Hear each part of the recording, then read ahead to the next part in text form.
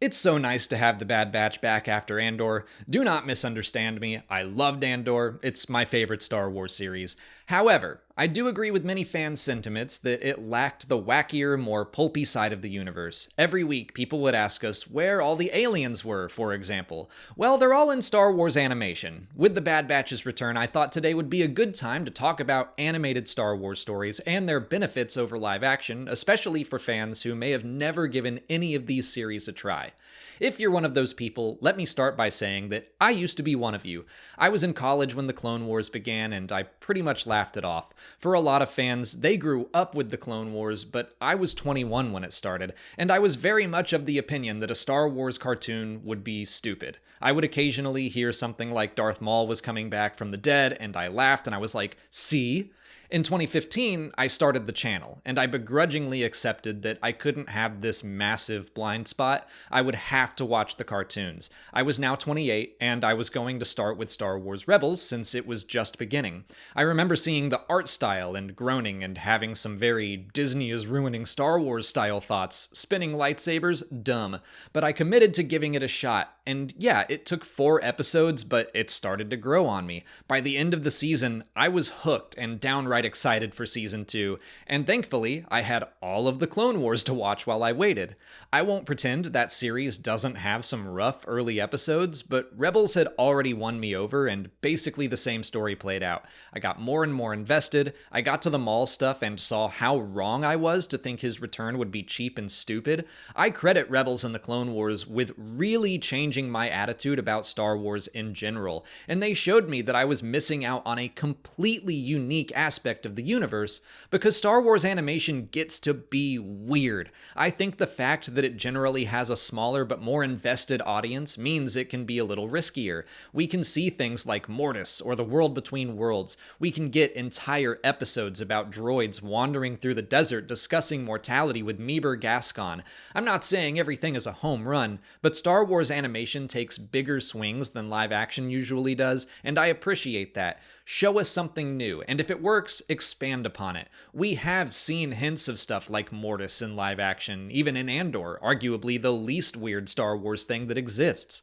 And to bring things back to that original criticism of Andor and its lack of aliens, I think animation can be weirder because there simply aren't as many constraints. I'm not saying animation is easy, far from it, but if the writers want the Bad Batch to be chased by giant crabs, I think the path to accomplishing that is more clear. You don't have to make the crabs look real, they simply have to fit the art style. All that matters is that the audience believes they fit this world. Or look at Mandalorians flying around in animation versus live action. They're doing crazier stunts, and it fits perfectly because the animators don't have to rely on wires or blending CGI into real assets. I think that's why we see so many more prominent alien characters in animation. In live action, you have to worry about prosthetics and makeup, and honestly, probably contracts and actors who want to have their face clearly shown.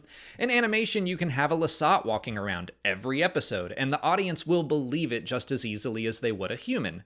Sometimes I think animation has skewed audience perception of live-action Star Wars. I think we get so used to seeing all the wild stuff animation has to offer, and it makes us wish for that in live action as well. It makes sense. At this time, there are 270 episodes of canon Star Wars animation. That's nearly 100 hours of screen time. The live-action movies total about 22 hours, and the live-action series so far come to another 27 or so. Star Wars animation doubles what exists in live action. For many Star Wars fans, it has set the standard for what Star Wars can be. So I think sometimes, not every time, but sometimes, when fans say they miss the aliens and the pulp and the outright weirdness of Star Wars, what they really mean is they miss Star Wars animation.